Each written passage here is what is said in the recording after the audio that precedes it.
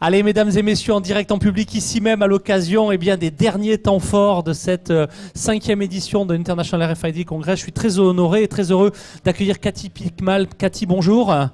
Rapprochez-vous du micro. La société Conceptis, première question toute simple, que fait Conceptis? Alors, que fait Conceptis? Donc, Conceptis met en place des plans de santé bucco-dentaire dans les EHPAD, donc communément appelés maisons de retraite, donc au travers d'équipes mobiles qui vont directement sur place et dans laquelle nous avons pu intégrer un système RFID.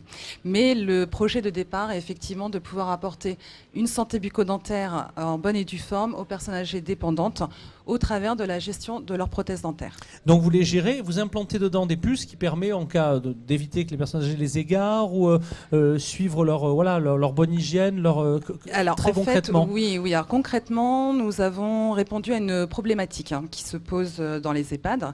Donc, la plupart des personnes résidant dans ces maisons-là ont des troubles du comportement.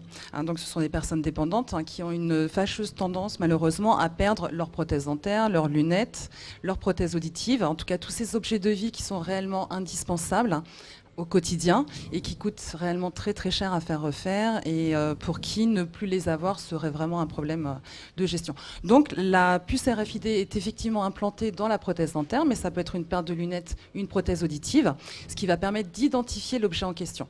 Dans toutes ces résidences... Des puces actives, je présume, du coup? Eh bien non. Nous avons des restrictions en fait de la CNIL, puisque une puce implantée dans une prothèse dentaire se trouve à l'intérieur du corps, au niveau de la bouche et au niveau de la tête.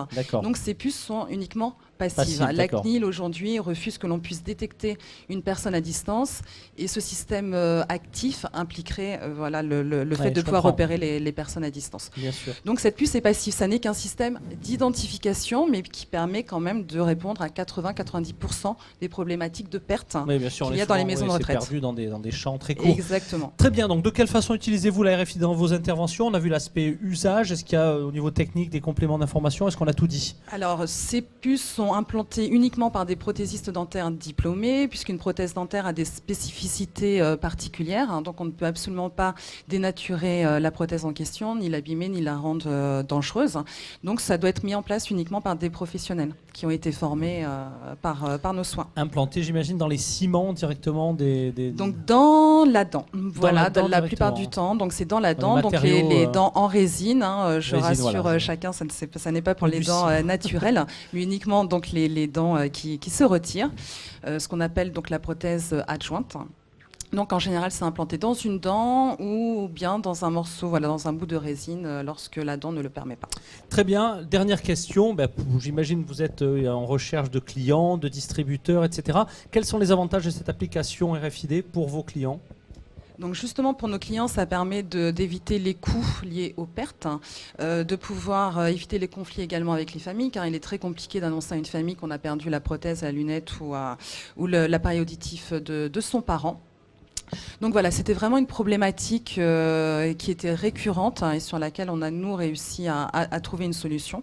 Donc je pense que cette problématique se pose dans tous les établissements de France aujourd'hui.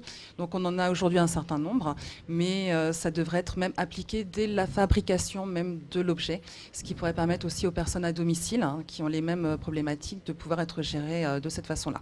Donc on aimerait le développer en amont, pas forcément une fois les choses en place, bien sûr, mais au moment de la fabrication. Très bien. Et pour les têtes en l'air comme l'animateur qui perdent très souvent leurs lunettes, est-ce que vous envisagez d'étendre cette solution au grand public? Ne fût-il pas encore à l'âge d'aller rejoindre une EHPAD Pourquoi pas? Donc ça n'est pas nos projets immédiats, mais effectivement on est ouvert à toute possibilité dans l'avenir. Et à tout partenariat. Merci Cathy Pickmal, Conceptis, et bravo pour cette initiative. À très bientôt.